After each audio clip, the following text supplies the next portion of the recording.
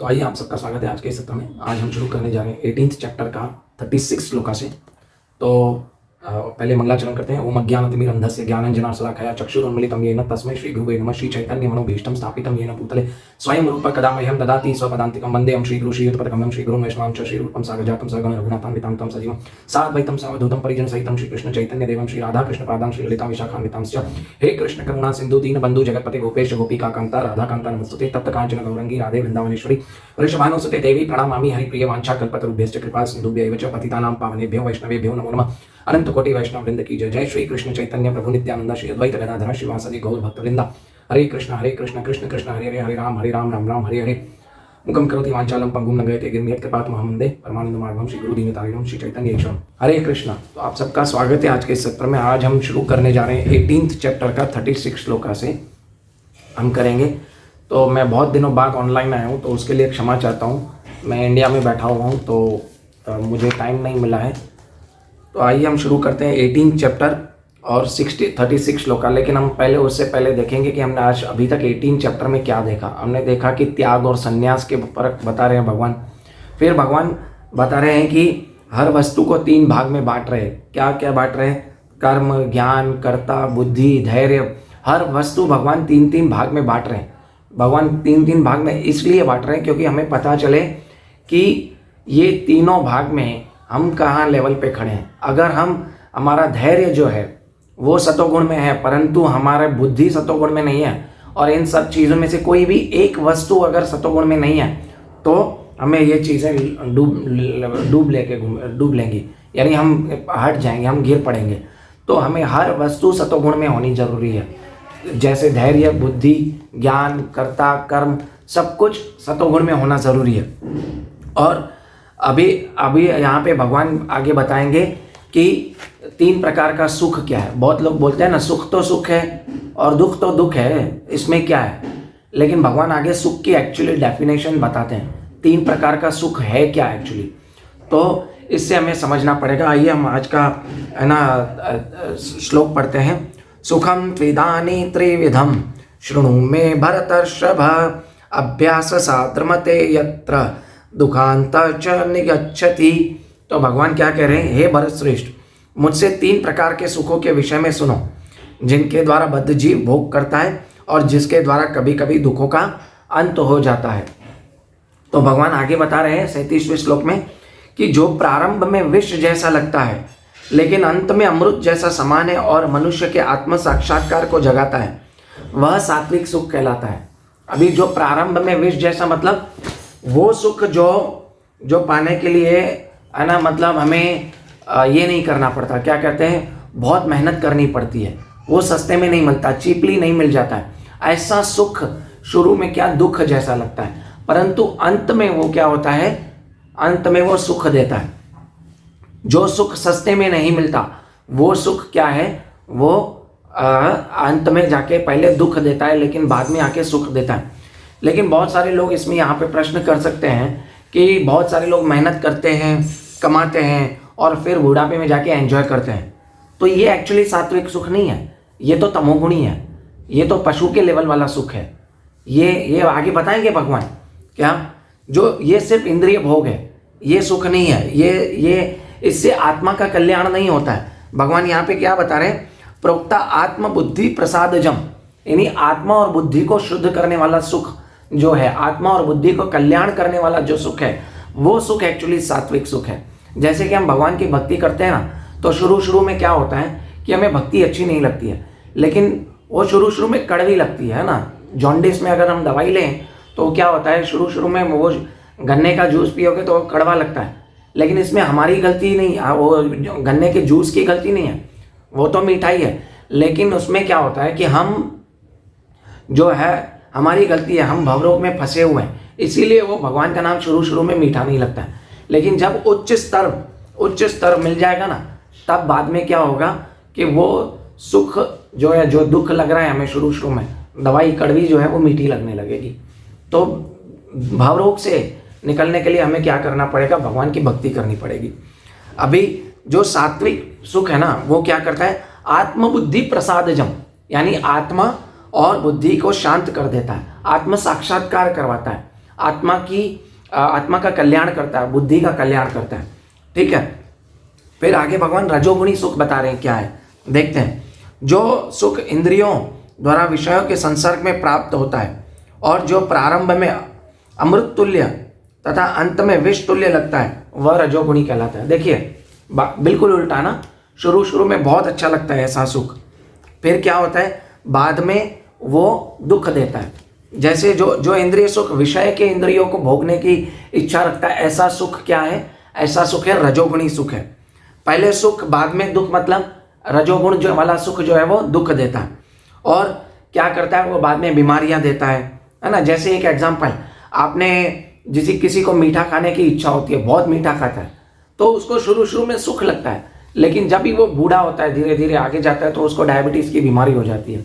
ठीक है, वो दुख का कारण है ऐसा सुख, क्योंकि वो सुख क्या है, सिर्फ और सिर्फ इंद्रियों को सुख दे रहा है ना, वो आत्मा की शुद्धि नहीं हो रही है उससे, ना ही आत्मा को शांति मिल रही है, ना ही बुद्धि, आत्म बुद्धि प्रसादजम, आत्मा और बुद्धि का कल्याण तो हो ही नहीं रहा है ना। जैसे भगवान कहते हैं ना दूसरे अध्याय के 59वें श्लोक में, जब आपको हायर टेस्ट मिल जाएगा तब आपको क्या होगा कि लोअर टेस्ट जो भौतिक सुख है वो आपको फीका लगने लगेगा, है ना। 2.59 भगवत गीता में ये भगवान बताते हैं, विषय विनय निवर्तन्ते निराहस्य देहिनाम रसवर्जस्यम रसवर्जम रसोपस्य परम दृष्टवा निवर्तन्ते, है ना। हायर टेस्ट जब मिल जाएगा तब हमारे को लोअर टेस्ट क्या धीरे धीरे फीका लगने लगेगा। और इसमें एक और प्रॉब्लम क्या है पता है, अभी बहुत लोग बोलते हैं मैं इस्कॉन जाता हूँ टेम्पल, इस्कॉन टेम्पल जाता हूँ और मैं पेस्ट्री खाता हूँ और क्या करता हूँ प्रसाद के रूप में पिज्ज़ा पा लेता हूँ। तो ये एक्चुअली सुख भी राजसिक सुख है। क्यों? क्योंकि उससे भी आप इंद्रिय तृप्ति ले रहे हो, इंद्रिय टेस्ट ले रहे हो, तो आप उससे अटैच हो जाओगे। फिर जब भी आप इस्कॉन टेम्पल जाओगे तो क्या करोगे, पेस्ट्री लोगे और पिज्ज़ा लोगे, तो ऐसा सुख इंद्रिय सुख हो जाएगा, ये राजसिक सुख हो जाएगा। लेकिन जब भी आप प्रसाद ले रहे हो और उसको भगवान की कृपा मानकर खाए और उसको टेस्ट पे आप अटैच नहीं हो रहे हो, तो वो सुख सात्विक सुख है। तो हम प्रसाद में भी राजसिक और तामसिक सुख ले सकते हैं, सात्विक सुख ले सकते हैं। तो ये बहुत डीप बात भगवान यहाँ पे समझा रहे हैं, ठीक है ना। तो हमें ये समझने के लिए बुद्धि चाहिए, भगवान यहाँ पे बुद्धि दे रहे हैं, ठीक है।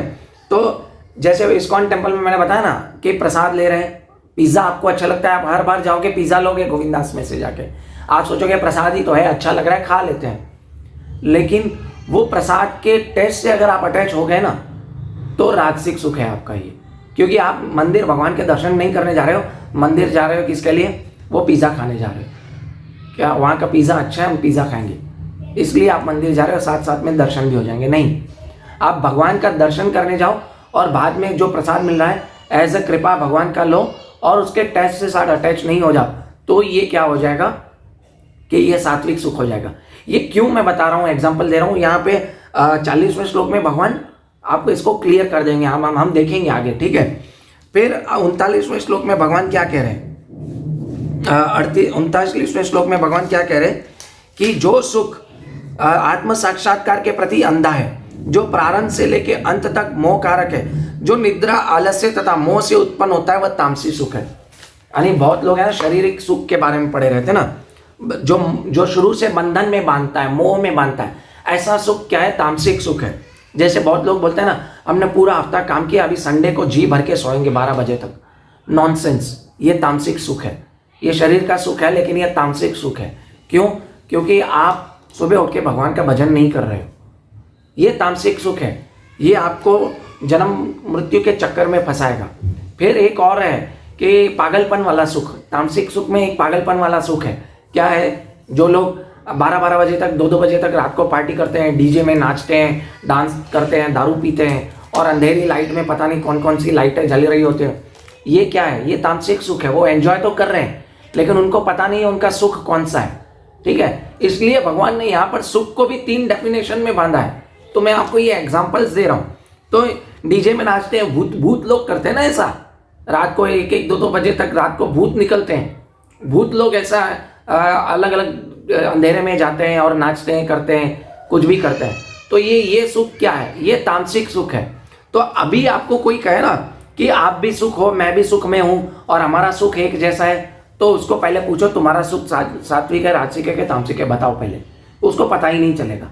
जब भी आप उसको ये डेफिनेशन दोगे, हालांकि आजकल आप किसी को ऐसे डेफिनेशन दोगे ना तो वो क्या होता है, वो डेफिनेशन ये समझेगा ही नहीं, क्योंकि वो सुनने के लिए रेडी नहीं होगा, क्योंकि वो तमोगुण में ऑलरेडी है। तो इससे क्या क्लियर हो गया कि मेरा सुख कौन सा है, सतोगुणी, रजोगुणी और तमोगुणी। सतोगुणी सुख क्या है कि वो आपको आत्मा और बुद्धि को साक्षात्कार दिलाता है, शांत करता है, आत्म प्रसादजन, ठीक है। रजोगुणी सुख क्या है, मैंने आपको पानीपुरी का और पिज्जा का एग्जांपल दिया ना, कि इंद्रिय भोग के लिए। और तमोगुणी सुख क्या है, वो शुरू से मोह और बंधन में डालता है, वो तमोगुणी सुख है। अभी 40वें श्लोक में भगवान क्या कह रहे हैं, कि भगवान कह रहे हैं कि इस श्लोक में स्वर्ग लोक में या देवता के मध्य में कोई भी ऐसा व्यक्ति विद्यमान नहीं है जो प्रकृति के 3 गुणों से मुक्त हो, ठीक है। प्रकृति के 3 गुणों से मुक्त हो मतलब भगवान यहाँ पे बता रहे हैं कि भगवान यहाँ पे भगवत गीता किसको बता रहे हैं, भक्त को बता रहे हैं ना। यानी भगवान यहाँ पे बता रहे हैं कि मेरा भक्त जो है ना वो भी सतोगुण, रजोगुण और तमोगुण में फंस सकता है क्या। इसीलिए इससे पता चलता है कि भक्त भी 3 गुणों में फंस सकता है। जैसे मैंने आपको एग्जांपल दिया ना, अभी आ गया वो पानीपुरी और पिज्जा वाला एग्जांपल, हम फंस सकते हैं प्रसाद के टेस्ट में। तो इसीलिए भगवान बता रहे हैं कि हम समझ नहीं पाएंगे कि मैं भोग कर रहा हूं कि मैं भगवान की भक्ति कर रहा हूं, कि मैं माया से ऊपर उठाऊं कि नहीं उठाऊं। तो इसलिए भगवान ने भगवत गीता एक भक्त को कही, अर्जुन को कही, ताकि उन भगवान को पता था कि मेरे भक्त भी, जो इस्कॉन वाले भक्त होंगे, वो भी क्या फंसेंगे, माया में जरूर फंसेंगे। तो इसीलिए भगवान यहाँ पे भगवान ने भक्त को बताया है भगवत गीता, और हमको इससे ऊपर उठाने के लिए भगवत गीता बताई है कि 3 प्रकार के सुखों से, 3 प्रकार के जो धैर्य है, 3 प्रकार की जो बुद्धि है, इन तीनों प्रकार के बुद्धि एटलीस्ट हम सतोगुण पे तो लाएं, इससे ऊपर तो उठे हम, ठीक है। फिर अभी यहाँ पे भगवान 41वें श्लोक में एक टॉपिक चेंज कर रहे हैं। तो भगवान क्या कह रहे हैं, हे परंतप, ब्राह्मण, क्षत्रिय, वैश्य तथा शूद्रों में प्रकृति के 3 गुणों के अनुसार उनके स्वभाव द्वारा उत्पन्न गुणों के द्वारा भेद किया जा सकता है। अभी आजकल बहुत लोगों के मन में क्वेश्चन आता है ना, जातिवाद क्यों है, कास्ट सिस्टम की जरूरत क्या है, ब्राह्मण, क्षत्रिय, वैश्य, शूद्र, ये तो आप है ना ये कर रहे हो कि डिस्क्रिमिनेट कर रहे हो, लेकिन नहीं, ये सोसाइटी के लिए बहुत जरूरी है। आगे भगवान समझाएंगे कैसे, ठीक है। पहले भगवान भगवत गीता में क्या बता रहे हैं, 4थे अध्याय में, चातुर्वर्ण्य मया सृष्टम गुण कर्म विभागशः, यानी जो 4 वर्ण है और आश्रम है, ब्राह्मण, क्षत्रिय, वैश्य, शूद्र, ये स्वभाव है, ये गुण और कर्मों के द्वारा किया जाता। कोई जन्म के से ब्राह्मण, क्षत्रिय, वैश्य, शूद्र नहीं होता। जो ब्राह्मण कुल में जन्म लिया है, लेकिन उसका जो उसका स्वभाव है, उसके जो कर्म है, वो अगर ब्राह्मण जैसे नहीं है तो वो शूद्र से भी नीचे है। एक्चुअली कलयुग में हम सब शूद्र हैं, एक्चुअली हम शूद्र से भी नीचे हैं, वो आगे भगवान बताएंगे, पता चल जाएगा, ठीक है। ये कोई जातिवाद नहीं है, ये स्वभाव की बात चल रही है यहाँ पे, आगे पता चल जाएगा कैसे। तो भगवान बता रहे हैं 42वें श्लोक में, भगवान ब्राह्मण का ये बता रहे हैं, क्या स्वभाव बता रहे हैं, क्या है, शांति, प्रियता, आत्मसंयम, तपस्या, पवित्रता, सहिष्णुता, सत्यनिष्ठा, ज्ञान, विज्ञान तथा धार्मिकता, ये सारे स्वाभाविक गुण हैं जिनमें ब्राह्मण कर्म करते हैं। अभी देखिए भगवान ने यहाँ पे बताया ना स्वभाव है, अभी ऐसा व्यक्ति आपको मिलेगा जिसमें ये सारे गुण हो, कलयुग में तो बिल्कुल मिलना मुश्किल है। हाँ, किसी किसी में अच्छे गुण मिलेंगे, लेकिन ये सब नहीं मिलेगा। तो कलयुग में क्या है, ब्राह्मण, क्षत्रिय, वैश्य, इन सब की परछाई मिलेगी हमें, लेकिन ऐसा परफेक्ट व्यक्ति नहीं मिलेगा। ऐसा कोई है ही नहीं जो सात्विक व्यक्ति हो, जो ब्राह्मण के लेवल पे हो। हाँ, लेकिन एक हो सकता है, कौन हो सकता है, वो है ब्राह्मण, भगवान का भक्त जो है, वैष्णव है, वो सात्विक है, वो हमेशा सतोगुण से ऊपर, वो तो सतोगुण से ऊपर भी आ सकता है। तो ऐसा व्यक्ति जो है सात्विक है, ऐसा व्यक्ति ब्राह्मण कहलाया जाता है। तो कलयुग में क्या है, क्षत्रिय ब्राह्मणों की क्या है, सिर्फ परछाई है, ठीक है। फिर भगवान आगे क्षत्रिय की परिभाषा बताते हैं, क्या बताते हैं, वीरता, शक्ति, संकल्प, दक्षता, युद्ध में धैर्य, उदारता तथा नेतृत्व, ये सारे क्षत्रियों के स्वाभाविक गुण हैं। स्वभाव की बात चल रही है ना, ये सब स्वभाव है, ये सब है ना, हमारा वो नहीं है, क्या बोलते हैं, ये डेफिनेशन स्वभाव के द्वारा आती है। तो क्षत्रिय, जैसे क्षत्रिय की परछाई आजकल कलयुग में क्या थी, सुभाष चंद्र बोस है ना, फ्रीडम फाइटर्स है ना, ये सब क्या है, फ्रीडम फाइटर्स जो हैं, ये क्षत्रिय की परछाई है, लेकिन ये क्षत्रिय नहीं है, क्योंकि उन सब में ये सारे गुण तो नहीं थे, वीरता, शक्ति, संकल्प था, दक्षता था, लेकिन धैर्य, युद्ध में धैर्य नहीं था, ठीक है। तो ये बहुत सारी चीजें हैं, ये क्षत्रिय के स्वभाव को पहचाना जा सकता है। तो कलयुग में ये सब थे, वो क्षत्रियो की परछाई थी। फिर वैश्य का भगवान बता रहे हैं आगे क्या होगा कि कृषि, गौ रक्षा तथा व्यापार वैश्यों के स्वाभाविक कर्म है और शूद्रों का कर्म श्रम तथा अन्यों की सेवा करना है। तो वैश्य क्या करता है? कृषि, गौ रक्षा तथा व्यापार। तो आजकल के वैश्य क्या कर रहे हैं कि सिर्फ व्यापार कर रहे हैं, कृषि और गौ रक्षा तो कोई कर ही नहीं रहा है ना, तो इस बिजनेस कर रहा है। तो ये सिर्फ क्या हुआ? वैश्य की परछाई हुई, है ना। कलयुग में सिर्फ हमें क्या मिलती है? सबकी परछाई मिलती है। और यहाँ पे बताते हैं शूद्रों का कर्म श्रम तथा अन्यों की सेवा करना है। अभी शूद्र मेहनत करता है अपना जीवन चलाने के लिए और कुछ नहीं, और वो पैसे मिले उसे और किसी की पड़ी नहीं है, वो सिर्फ और सिर्फ अपनी और अपने परिवार को देखता है। ऐसा स्वभाव क्या है? शूद्र का स्वभाव है। लेकिन ऐसा नहीं है कि ब्राह्मण मेहनत नहीं करता। ब्राह्मण मेहनत नहीं करता, वो अपनी आत्मा की तुष्टि के लिए मेहनत करता है। और क्षत्रिय क्या करता है? प्रजा को सुरक्षा देने के लिए मेहनत करता है। वैश्य जो मेहनत करता है वो कृषि और गौ रक्षा के लिए मेहनत करता है, और शूद्र मेहनत करता है अपने लिए। तो इससे पता चलता है कलयुग में क्या है, हम सब शूद्र हैं। मेहनत करना मतलब भोग करना, ठीक है। अपने लिए मेहनत करना मतलब भोग करना, लेकिन दूसरों के लिए मेहनत करना मतलब भक्ति करना, भगवान की सेवा करना, भगवान का प्रचार करना, वो क्या है? भक्ति करना है ना। जैसे क्षत्रिय क्या करेगा कि रिस्क लेके भी लोगों के भगवान का प्रचार करेगा, भगवत गीता के बुक्स वगैरह बांटेगा, है ना। तो भक्ति करने से शूद्र का स्वभाव क्या हो जाएगा? हमारे अंदर जो शूद्र का स्वभाव है वो खत्म हो जाएगा। और जब शूद्र का स्वभाव खत्म होता है तो क्या होता है? स्वार्थ खत्म हो जाता है। और जब स्वार्थ खत्म होगा तो सारी प्रॉब्लम्स खत्म हो जाएंगी। इसलिए भक्ति से हमारी क्या होती है? सब सारी प्रॉब्लम्स सॉल्व हो जाती है, खत्म हो जाती है।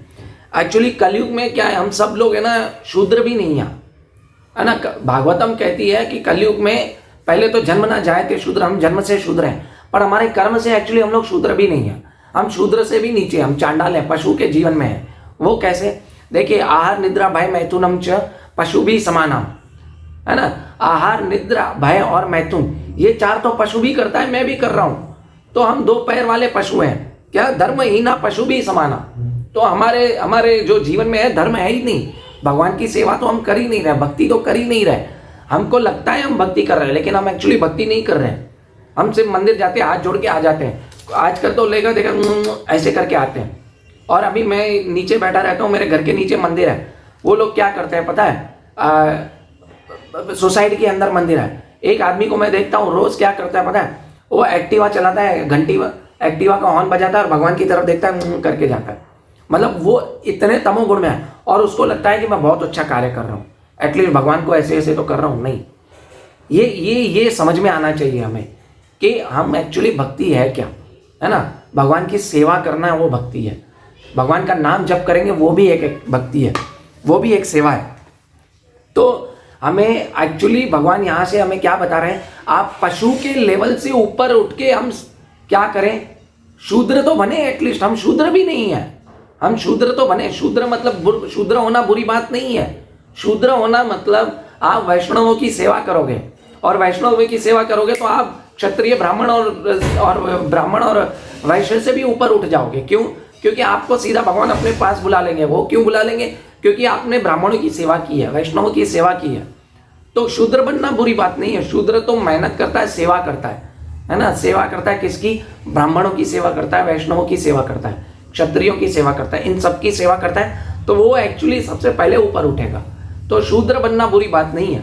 तो एक्चुअली में अभी आपको पता चल जाएगा कि ब्राह्मण, क्षत्रिय, वैश्य और शूद्र क्या है। ये एक्चुअली एक स्वभाव है। ये कास्ट सिस्टम जरूरी है। जब ये कास्ट सिस्टम नहीं होगा तो पूरा ये जो है सब बिखरा जाएगा। क्योंकि पहले ब्राह्मण क्या हुआ करते थे? क्षत्रियों को शास्त्रों के अनुसार बताते थे कि राज्य कैसे चलाया जाए, और क्षत्रिय उस प्रकार से राज्य चलाते थे, और वैश्य भी उस प्रकार से क्या करते थे कि एडवाइस लेके राजा की और ब्राह्मणों की एडवाइस लेके व्यापार, कृषि, गौ रक्षा करते थे, और शूद्र लोग उनकी सेवा करते थे। तो पूरा सुख पर्वत चलता था। लेकिन अभी क्या है कि ब्राह्मण, क्षत्रिय, वैश्य, शूद्र सिर्फ क्या हो गया? जन्म के हिसाब से हो गया, कर्म के हिसाब से नहीं हो गया।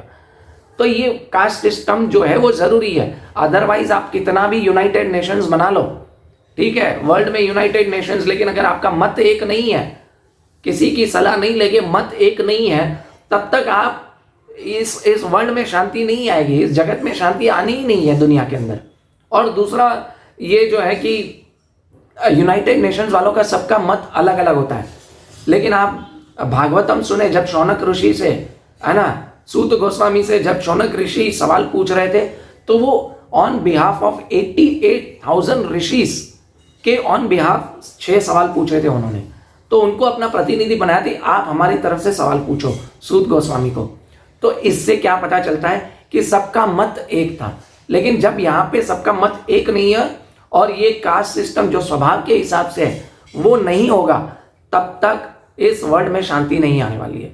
तो ये कास्ट सिस्टम जरूरी है, लेकिन लोग क्या बोलते हैं, why do we need caste system, discrimination है, हम एक हैं, ऑब्वियसली हम सब एक हैं, लेकिन ये कास्ट सिस्टम, हम आत्मा है, सब भगवान के अंश हैं, लेकिन ये कास्ट सिस्टम जरूरी है दुनिया को चलाने के लिए, समाज को चलाने के लिए।